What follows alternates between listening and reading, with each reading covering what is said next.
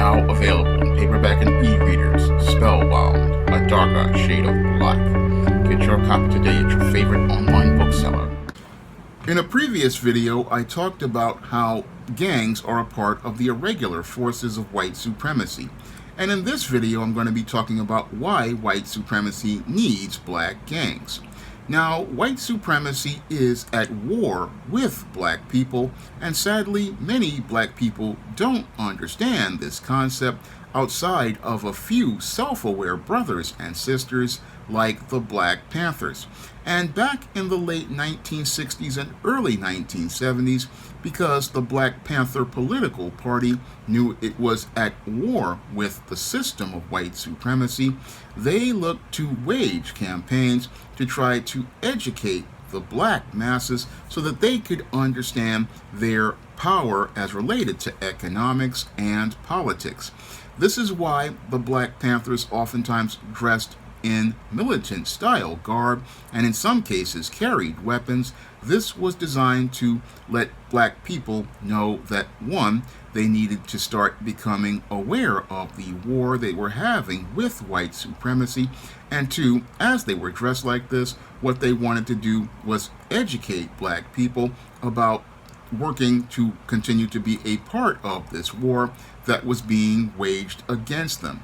And the Black Panther Party was having a lot of progress with empowering black people, and this is the thing that got many white supremacists upset, because they made a lot of money on keeping black people ignorant, and their ultimate goal was to try to find a way to undermine the Black Panthers so that they would not wake up the sleeping giant of the black community.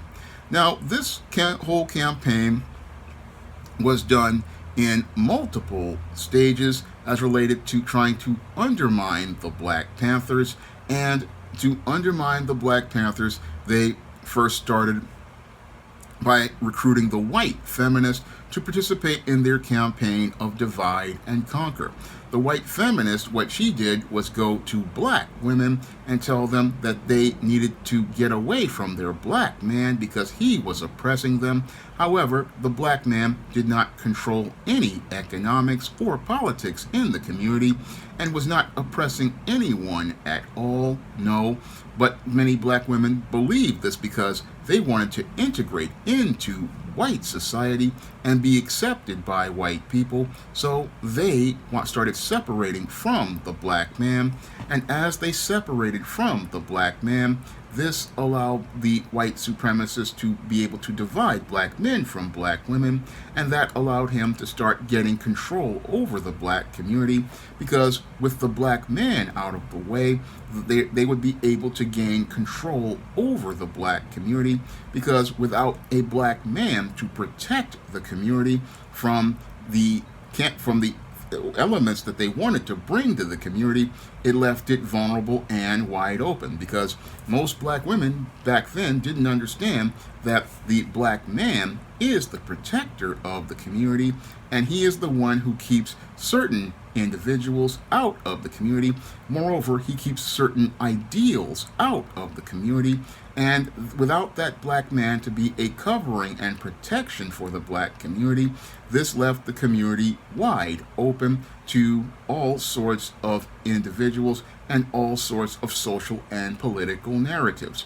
Now, the social and political narratives that the community was left open to started with the COINTEL program, which basically came in after the black man was pushed out of the community, because the black man was possibly the main primary supporter of the Black Panthers, because the Black Panthers were primarily run by men. But if you got the black man out of the black households, then the base for the Black Panther political party starts to crumble. And with the Black Panthers political base starting to crumble, this allowed for agents and operatives to start coming in to undermine the Black Panthers with the COINTEL program.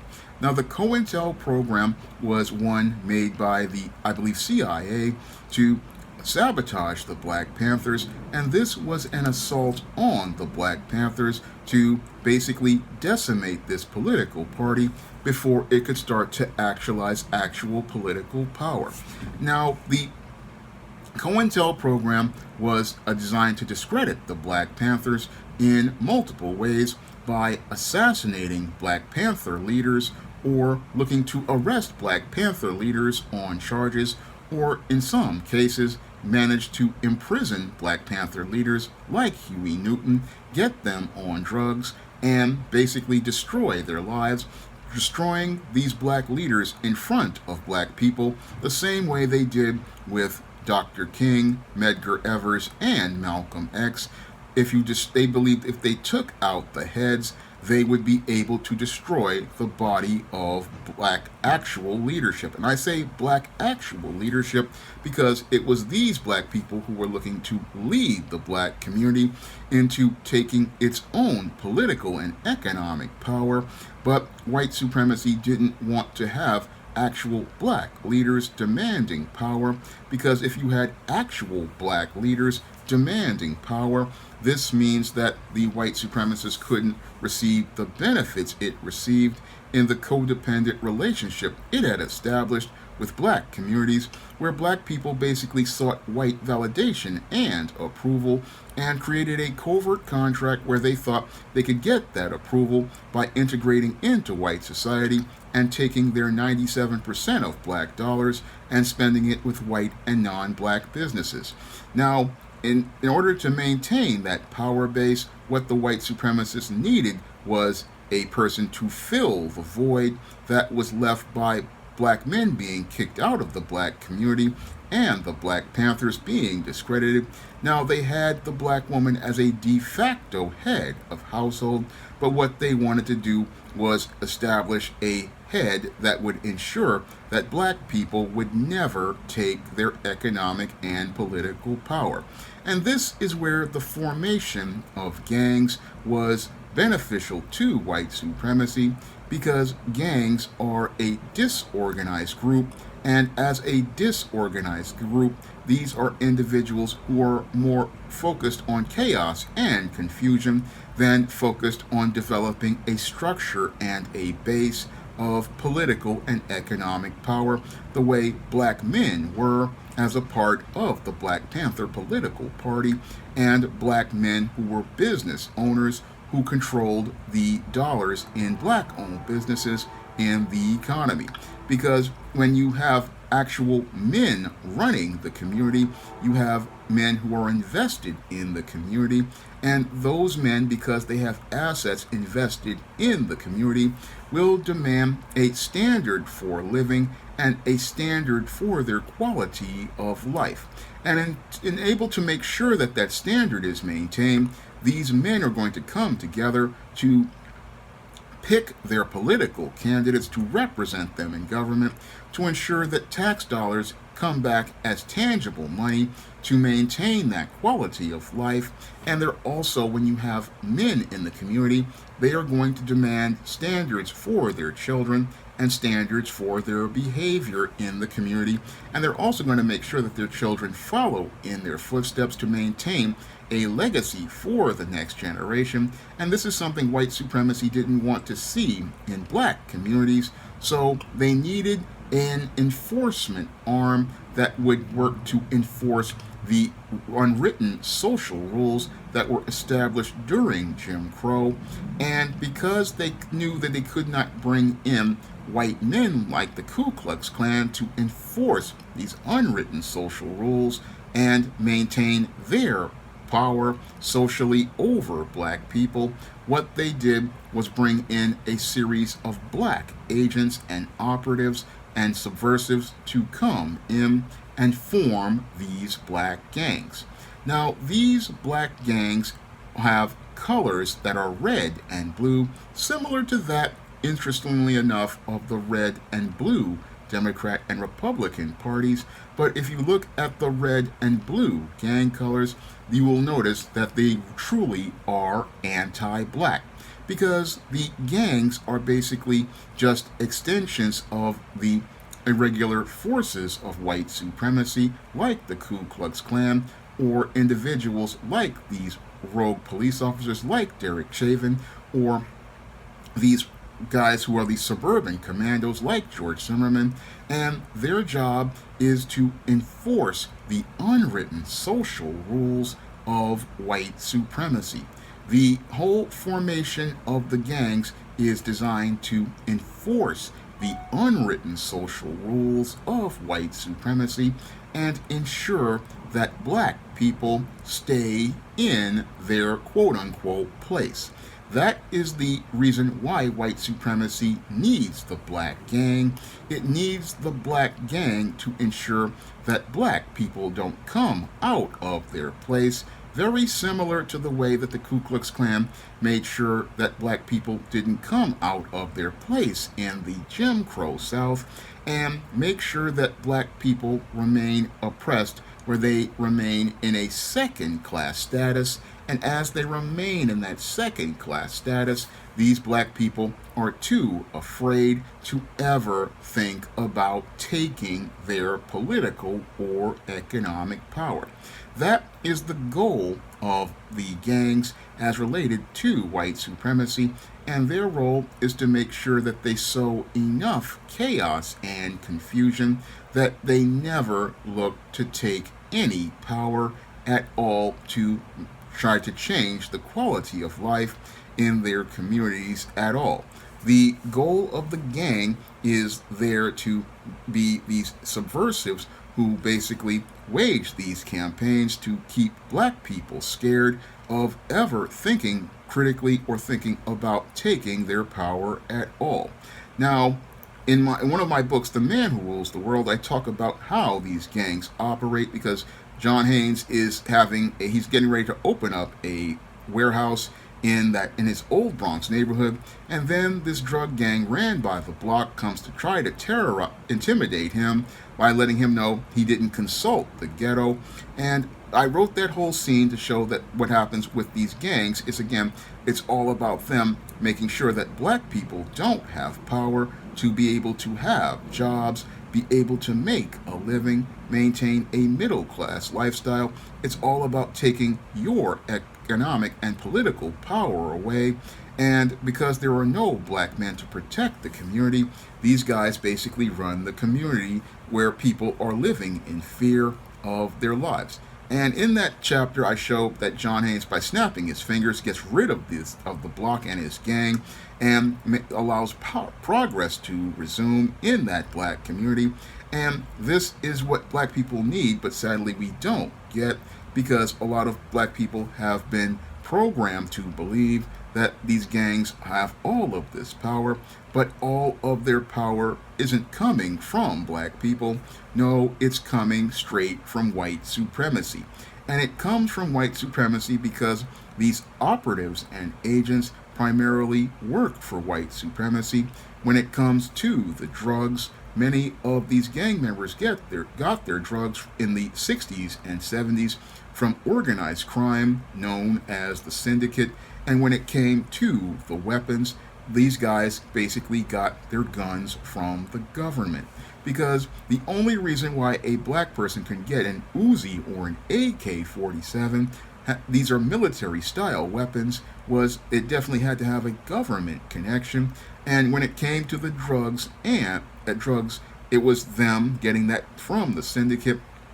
And again, this was brought into black communities, and it was brought into black communities because they did not want to see black people progress, and because after the civil rights movement, black people were looking to take power, and they needed a group of individuals who would go out and betray the black community to keep black people from taking their power.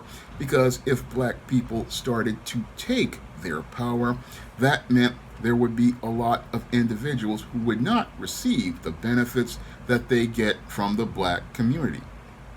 Because 97% of black dollars have been going out of black communities ever since the days of integration, where they undermined black-owned businesses by having people go on this quest for white acceptance.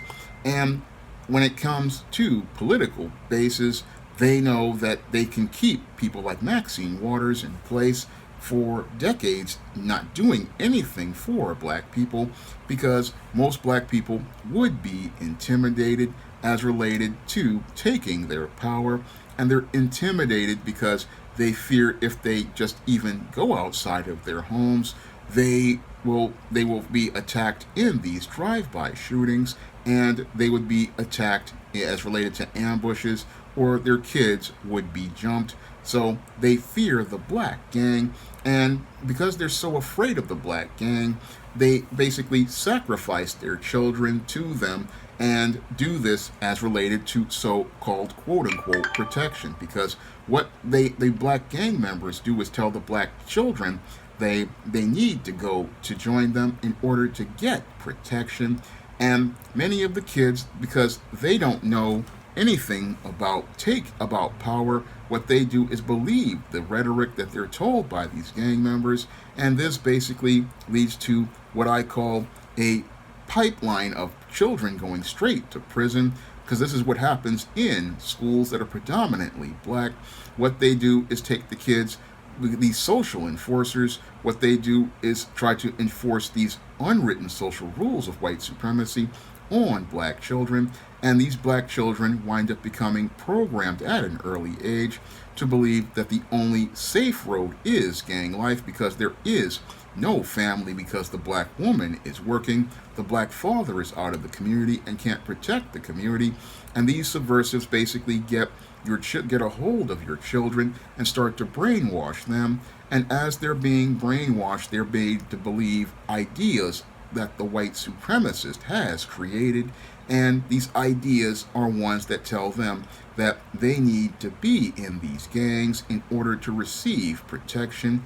But the irony is that who's protecting them from the system of white supremacy if they're being misled by these individuals, these subversives, who basically are looking to take these children not on a road to success where they can get their education and go out here and look to build businesses and create jobs for their own people.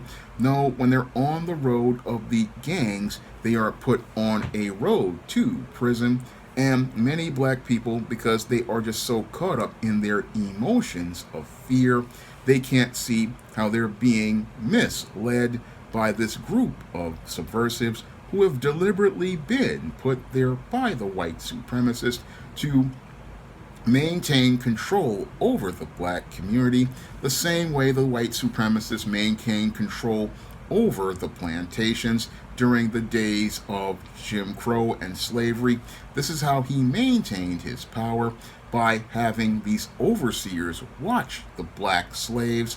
And what he has done now is basically transpose that role of overseer onto these gang members, and these gang members are basically overseeing black people and making sure they don't make any uppity moves that upset the white supremacist.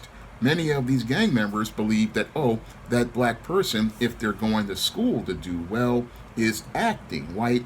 Many of them believe if they take that job in the fast food restaurant, they're acting white. And they want to make sure that that black person does not rise above them and their power base. So this is why they participate in their campaigns of terrorism on black people.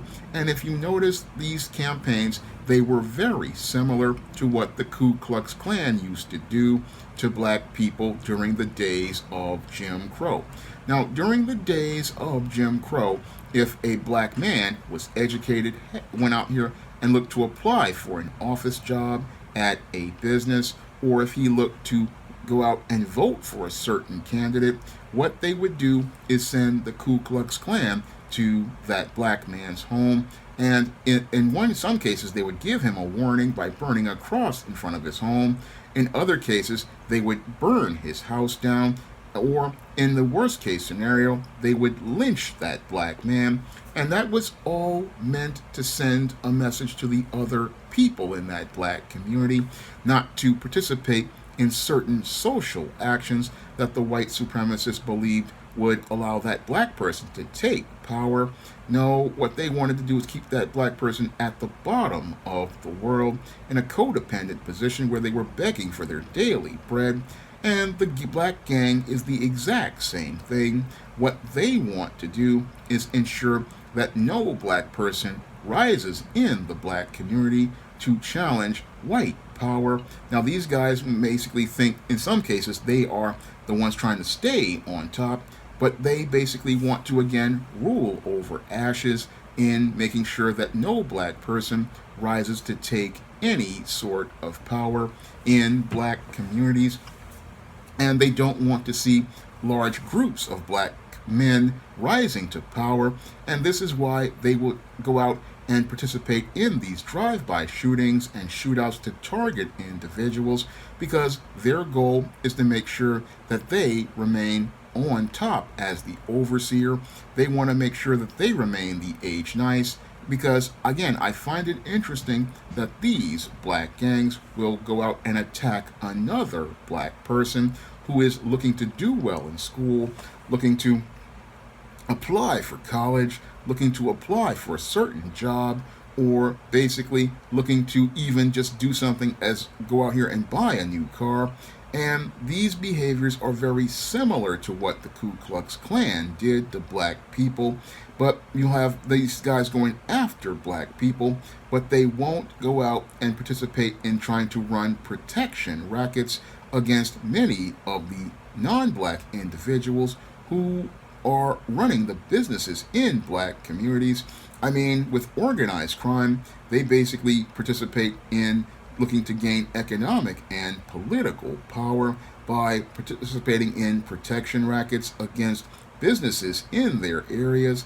But in black communities, these black gangs leave non-black businesses alone, like the Arab corner grocery stores, the Korean stores and hair and nail shops, the Indian fast food restaurants, the white supermarkets, and Hispanic businesses. These black gangs won't go to those businesses to participate in any sort of shakedown or protection rackets against those businesses, nor will they look to influence politicians like those who represent those areas, whether they be city councilmen or aldermen or basically anybody like the mayor. They won't look to influence any sort of politics, nor will they go out and look to make sure that black people get employed in jobs like unions. They don't look to get the same type of economic power like organized crime does, or many certain religious groups. They look to gain economic and political power, but the black gang, they don't look to gain any power outside of the enforcement of these unwritten social rules that were established by white supremacy. And their whole reason for being there is to intimidate black people, just the same way the Ku Klux Klan did, into not being able to use their economic or political power. That is the reason why the black gang was established. And again, the black gang was established to divide the black community, have it fighting with itself, because the biggest business for white supremacy is war, and waging war on the black community is a profitable business for the white supremacist.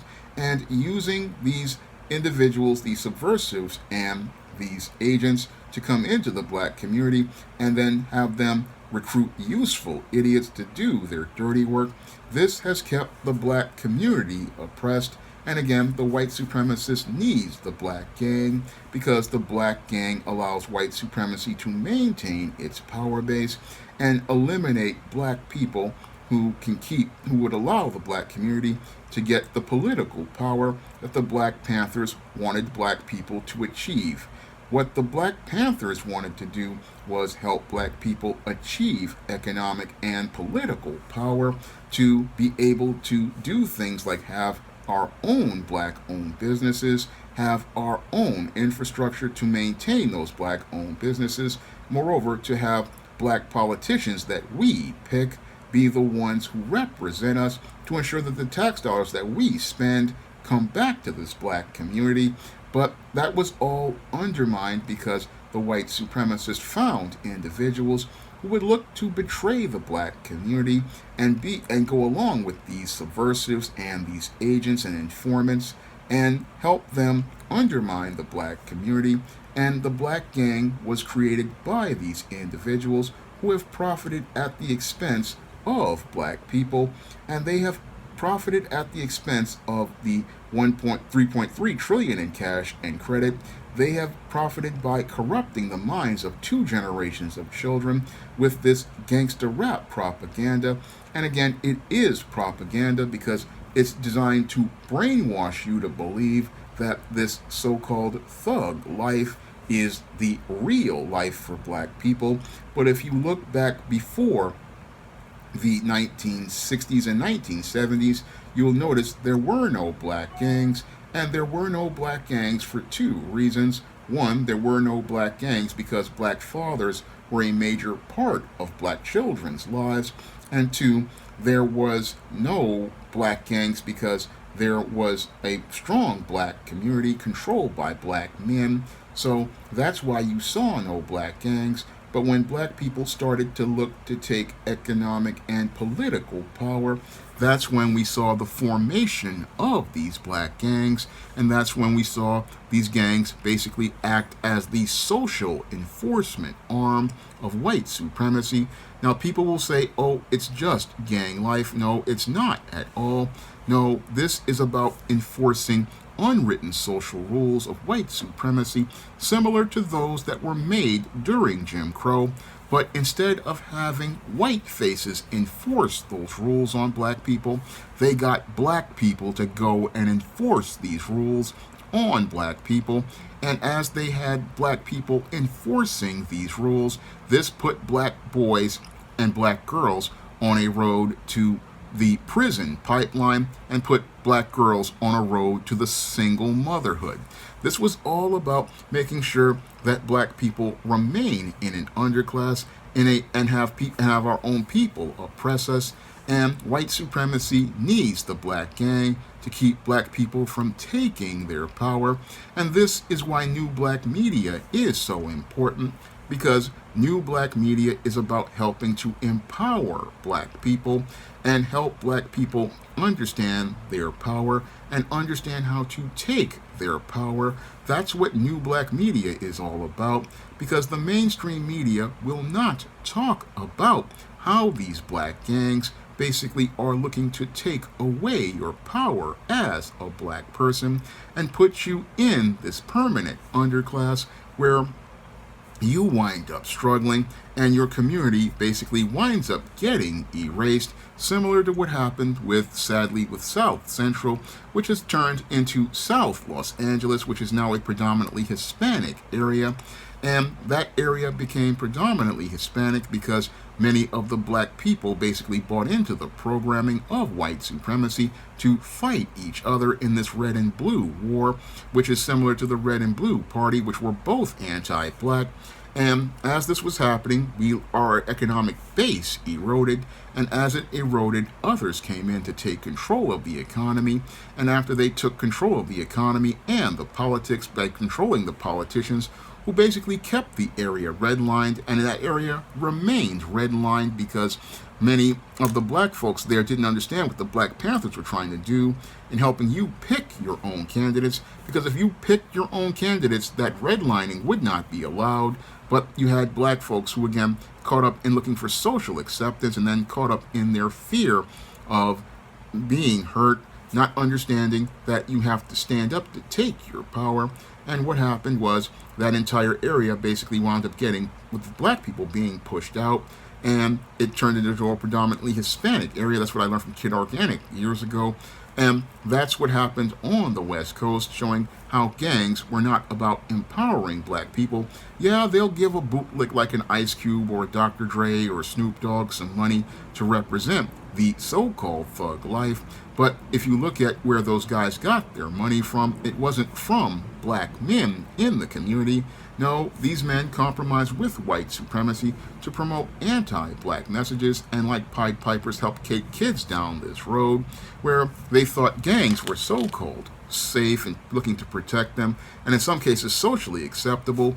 But what happened with black people is that the gangs basically wound up destroying black life, and they wound up destroying the quality of black life to the point where black people are barely 9% of the residents of California, and white supremacy loves seeing that because the less black people in an area, the more political and economic power they have, and that's what the role of the gang was. The role of the gang was to enforce these unwritten social rules to take away black people's economic and political power, and eventually make it where black people are less than relevant in places that they used to have communities.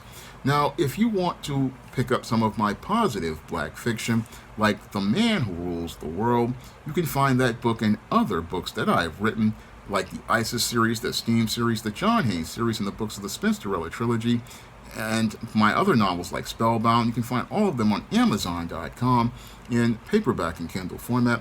You can also find them at other online booksellers like Smashwords, the iBookstore, Google Play, and Barnes & Noble. And if you'd like to see me make more videos like this, you can send a donation to the Patreon, the PayPal, or the Cash App by clicking the links in the description box.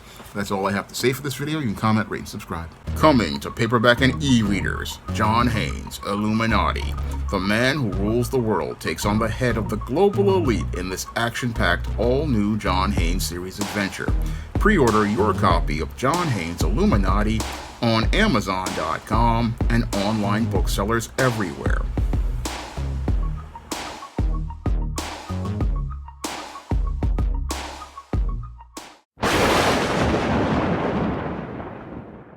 Now available in paperback and e-readers, John Haynes, Godbreaker. The Man Who Rules the World takes on the Asgardian god of thunder in this action-packed, all-new John Haynes series adventure. Get your copy of John Haynes, Godbreaker in paperback and e-readers at online booksellers everywhere. Support Black-owned and Black-operated digital broadcast media. www.niceradionetwork.com. Nice Radio Network, broadcasting 24 hours a day, 7 days a week.